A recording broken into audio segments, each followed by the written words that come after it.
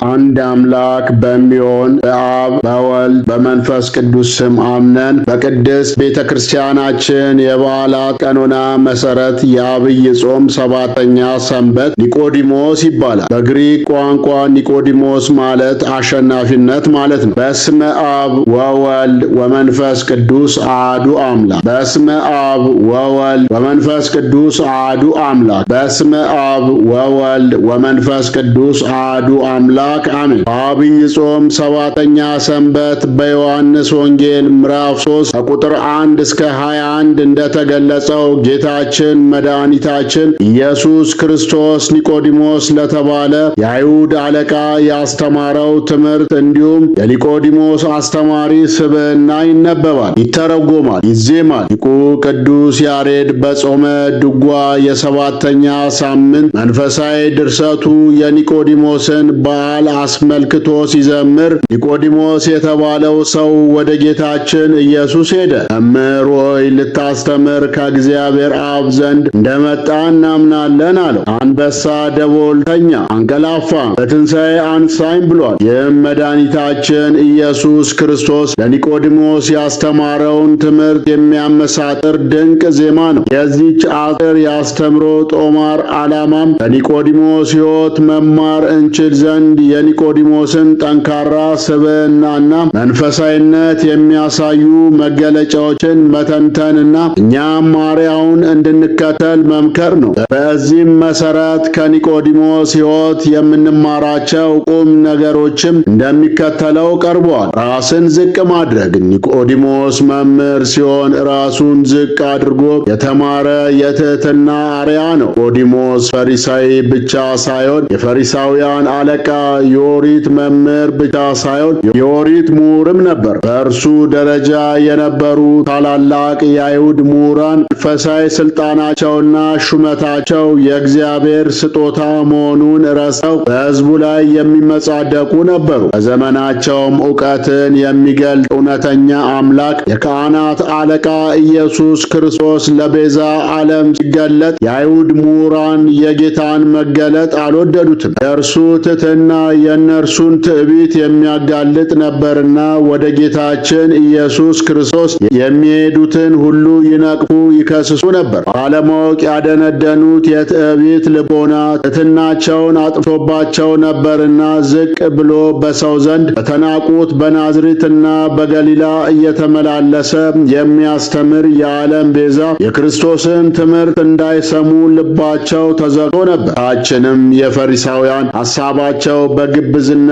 የተሞላና ከንቱም እንደሆነ ነግሯቸዋል። ለደቀ መዛሙርቱም ከጻፎችና ከፈሪሳውያን ጽድቅ የሚበልጥ ሥራን እንዲሰሩ አስጠንቅቋቸዋል። ኒቆዲሞስ ግን ከእነዚህ ከፈሪሳውያን መካከል የተገኘ ልዩ ምሁረ ኦሪት ነበር። ኒቆዲሞስ ራሱን ለእውነት ልቡን ለእምነት አዘጋጅቶ ከሁሉ ቀድሞ በሌሊት ክርስቶስን ፍለጋ የመጣ ከእነዚህ ፈሪሳውያን ወገን ተለይቶ እንደ አባታችን አብርሃም ወደ ጽድቅ መንገድ የተጠራ ነው። ሹመት እያለው ሁሉ ሳይጎድልበት ከዙሪያው የነበሩ ከኛ በላይ ማን አዋቂ አለ የሚሉ ከእውነት ጋር የተጣሉ ጌታችንን የሚያሳድዱ በእርሱም የሚቀኑና ጌታችንንም ለመግደል ዕለት ዕለት የሚመክሩ ሆነው ሳለ ኒቆዲሞስ ግን እውነትን ለማወቅ እልቅናው ሳይታሰበው ከአካባቢው ጋር መመሳሰልን ሳይመርጥ ራሱን ዝቅ አድርጎ ከጌታችን መድኃኒታችን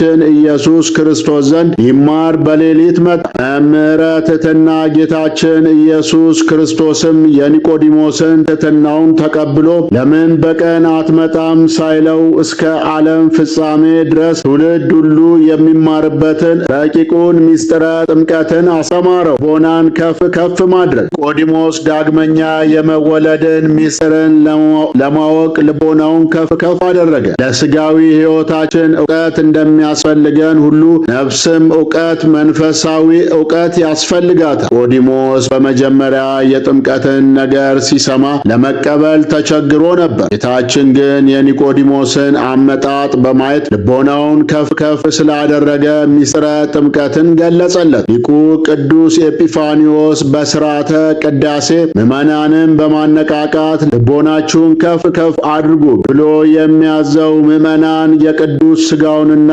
የክቡር ደሙ ምስጢር እንዲገልጽልን ከሥጋዊው መብል ሐሳብ ወደ ሰማያዊው መብል ልቦናችንን እንድናነሳ ሲያሳስበን ነው። ምዕመናንም በጸሎተ ቅዳሴ ካህኑ የቅዱስ ኤጲፋንዮስን ትእዛዝ ሲያሰማ በአምላካችን በእግዚአብሔር ዘንድ አለን በማለት እንመልሳለን። መንፈሳዊ መረዳት የሚኖረንና በፈተናዎች ውስጥ ድል መንሳትን የምናገኘው ልቦናን ከፍ በማድረግ ከሁሉም የሚበልጠውን መንፈሳዊውን መንገድ በመከተል ነው። ግያዝ ከነቢዩ ኤልሳ ጋር ሳለ ልቦናው ቁሳዊውን የሚመለከት እንጂ ሰማያዊውን ኃይል የተረዳ አልነበረም። ነቢዩ ኤልሳ ግን ይህንን ምስጢር እንዲያይ ገለጸለት። እኛም ክርስቲያኖች በጸጋ የተሰጡንን ስጦታዎቻችንን እንድናውቅ ልቦናችንን ከፍ ከፍ አድርገን በመንፈሳዊ ዕውቀትና ልዕልና የእግዚአብሔርን ፈቃድ በመረዳት እንዴት በጽድቅ መመላለስ እንዲገባንና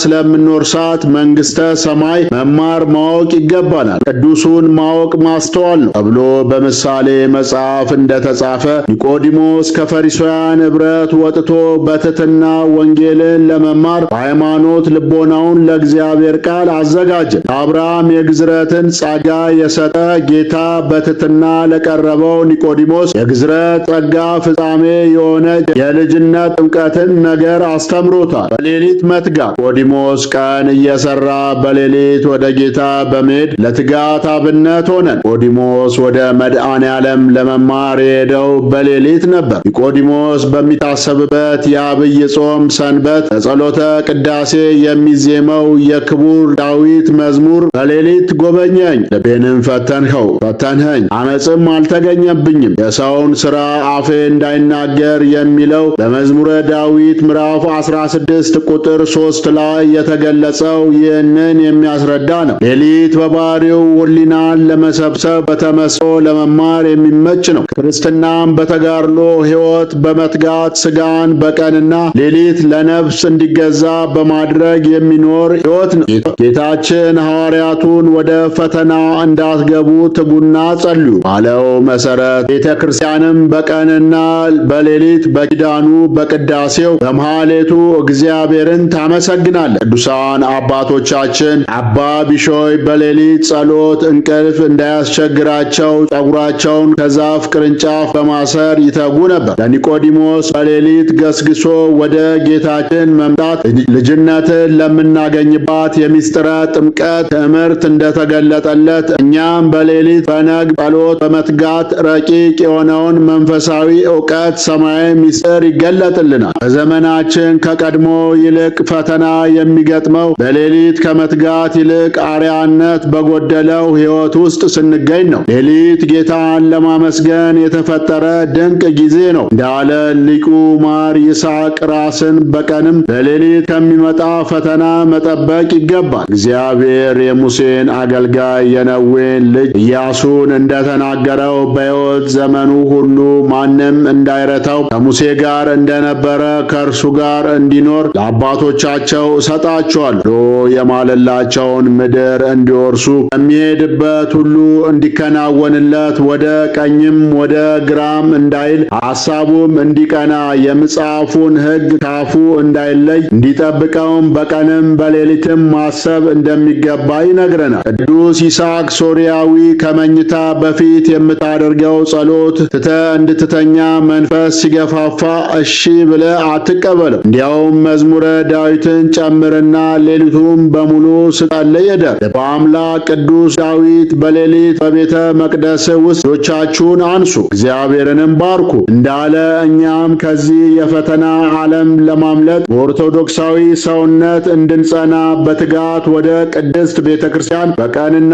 በሌሊት ልንገሰግስ በኪዳኑ በማሌቱ በቅዳሴው ጸሎት ልንሳተፍ ያስፈልጋል። ስማ ጽድቅ ወይም የእውነት ምስክርነት። ኒቆዲሞስ ማንንም ሳይፈራ እውነትን በመመስከር ከሳሾችን አሳፈራቸው። ጌታችን መድኃኒታችን ኢየሱስ ክርስቶስ እኔ ለእውነት ለመመስከር መጥቻለሁ በማለት እውነትን እንድንመሰክር አብነት ሆኖናል። በተጨማሪም በሰው ፊት ለሚመሰክርልኝ ሁሉ እኔ ደግሞ በሰማያት ባለው አባቴ ፊት እመሰክርለታል። በሰው ፊት የሚክደኝን ሁሉ ደግሞ በሰማያት ባለው አባቴ ፊት እክደዋለሁ ሲል ስለ ሃይማኖታችን በልባችን እውነትን መመስከር እንደሚገባን አስተምሮናል። እንዲሁም ለኒቆዲሞስ ሲያስተምረው እውነት እውነት እላለሁ፣ የምናውቀውን እንናገራለን፣ ያየነውንም እንመሰክራለን በማለት ለእውነት መመስከር እንደሚገባ አስገንዝቦታል። ይህንን ቃል ከራሱ ጋር በማዋድ የአይሁድ የፋሲካ በዓል በቀረበበት ወቅት ጻፎችና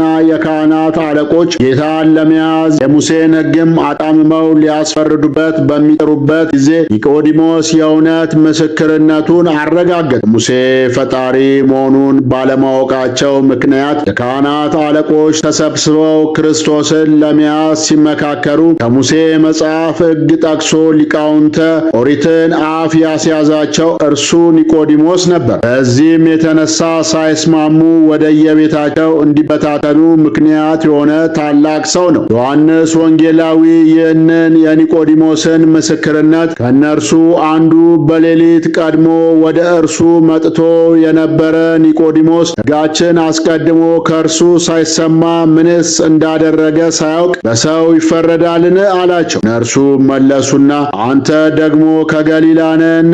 ነቢይ ከገሊላ እንዳይነሳ መርምርና እይ አሉ። እያንዳንዱም ወደ ቤቱ ሄደ በማለት በዮሐንስ ወንጌል ምዕራፍ 7 ከቁጥር 50 እስከ 52 ላይ ገልጾታል። ኒቆዲሞስ ያለ ፍርሃትና ያለ አፍረት በካህናቱ ፊት እውነትን መስክሯል። እውነትንና ፀሐይን ፈርቶ የትም መድረስ አይቻልም። ካህናቱን መጽሐፍ ጠቅሶ እውነትን ተናግሮ አሳፍሯቸዋል። በመሪዎች ፊት፣ በታላላቅ ሰዎች ፊት እውነትን መመስከር ክርስትናችን የሚያስገድደን ቁም ነገር ነው። ቤተ ክርስቲያን ሰማዕታት እያለች የምትዘክራቸው ቅዱሳን በሙሉ ለእውነት ብለው ራሳቸውን ለክርስቶስ አሳልፈው የሰጡ ናቸው። በፍርሃትና በአፍረት በይሉንታና በአዘኔታ እውነትን አለመመስከር በክርስቶስ ፊት ያስጠይቃል እንጂ አያስመሰግንም። በእውነት እንጂ በእውነት ላይ ምንም ማድረግ አንችልም እንዳለ እኛም እንደ ኒቆዲሞስ የእውነት ምስክሮች እንሁን። ጽና ሃይማኖት ወይም በሃይማኖት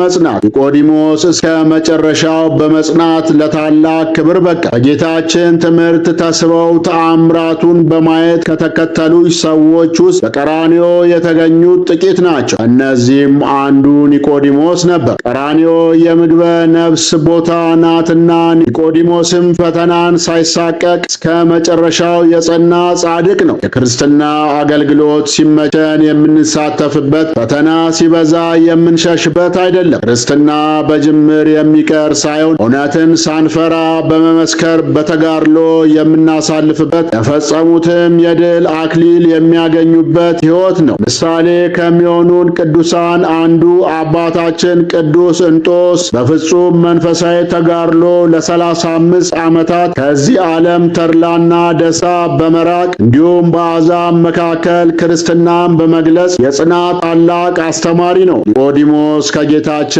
በተማረው ትምህርት ጸንቶ ለመኖር የበቃ አባት ነው። የሃይማኖቱ ጽናትም በተግባር የተፈተነ ነው። ለዚህ ማሳያ የሚሆነን ጌታችን ኢየሱስ ክርስቶስ በተሰቀለ ጊዜ የአርማትያስ ሰው ከሚሆን ከዮሴፍ ጋር በመሆን የአይሁድን ድንፋታ ሳይፈራ እርሱን ያገኘ ያገኘኛል ሳይል በድፍረት የጌታችንን ቅዱስ ሥጋውን በንጹሕ የተልባ እግር በፍታ ገንዞ አዲስ መቃብር በጌቴ ሰማኔ የቀበረ ሰው ነው። ኒቆዲሞስ ከአዲስ ኪዳን ካህናት ቀድሞ የጌታችንን ነፍስ የተለየው መለኮት የተዋሃደው ክቡር ሥጋ ለመገነዝ የበቃ አባት ነው። የጌታችን ክቡር ሥጋ ገንዘው ሲቀብሩም በጸናች የተዋህዶ እምነት ጌታ እንደተገለጠላቸው ቅዱስ እግዚአብሔር፣ ቅዱስ ኃያል፣ ቅዱስ ያው ዘይመውት የሚለውን ቅድስት ቤተ ክርስቲያናችን እስከ ዕለተ ምጽአት የክርስቶስን ሥጋና ደም ስትባርክ የምትጠቀምበትን ጸሎት እስከ ፍጻሜው እየጸለዩ ነበር። በዚህም ኒቆዲሞስ ከአዲስ ኪዳን ካህናት ቀድሞ ምስጢረ ጥምቀትን ከጌታ እንደተማረ የአዲስ ኪዳንን የምስጢራት አክሊል ምስጢረ ቁርባንንም እንዲሁ ተማረ። ይህንንም በሚመለከት ሊቁ አባ ሕርያቆስ በቅዳሴ ማርያም ድርሰቱ አብሮት ይቀድስ የነበረውን ንፍቀ ካህን በባረከበት አንቀጽ በዚህ ምስጢር እየተራዳኝ ከኔ ጋር ያለ ይህንንም ካህን እርሱንም እኔንም ሥጋን እንደገነዙት እንደ ዮሴፍና እንደ ኒቆዲሞስ አድርገን ብሏል። እኛም እንደ ኒቆዲሞስ በእውቀታችን በእውቀታችን፣ በስልጣናችን፣ በሀብታችን ባለን ማንነት ሳንታበይ ራሳችንን ዝቅ በማድረግ የእውነተኛ አባቶችን ትምህርት፣ ምክርና ተግዛዝ ልናዳምጥ በተግባርም ልናውለው ይገባናል። የያዝነውን እውነተኛ እምነት በማጠንከር በሃይማኖት ልብ የቤተ ክርስቲያንን ምስጢራት በትሕትና ለመሳተፍ ልቦናችንን ከፍ ከፍ ማድረግ ይጠበቅብናል። ምድራዊ አመንክዮ ሳያሰናክለን በቀንና በሌሊት ወደ አማናዊት የክርስቶስ ቤተ ክርስቲያን ለምስጋና መሄድ ይኖርብናል። እውነትን በማድረግ ሕይወት የሚገኝበትን ቃለ እግዚአብሔርን ያለ ኀፍረትና ያለ ፍርሃት ልንመሰክር ያስፈልጋል። ክርስትና ምድራዊ ስጦታና ተአምራት በሚገለጥበት በገሊላ ባህር አጠገብ ብቻ ሳይሆን መከራና ስቃይ ባለበት በቀራንዮም መገኘትን ይጠይቃልና በፈተናና በመከራ ጊዜም ቢሆን በእምነት ልንጸና የበለጠም በመታመን ልናገለግል ይገባል። ከኒቆዲሞስ ሕይወት ተምረን በሃይማኖት እንድንጸና የአባቶቻችን አምላክ ልዑል እግዚአብሔር ይርዳን። አነሳስቶ ላስጀመረን አስጀምሮ ላስፈጸመን ለልዑል እግዚአብሔር ክብር ምስጋና ይግባው። ወስብሐት ለእግዚአብሔር ወለወላዲቱ ድንግል ወለመስቀሉ ክቡር። ይቆየን።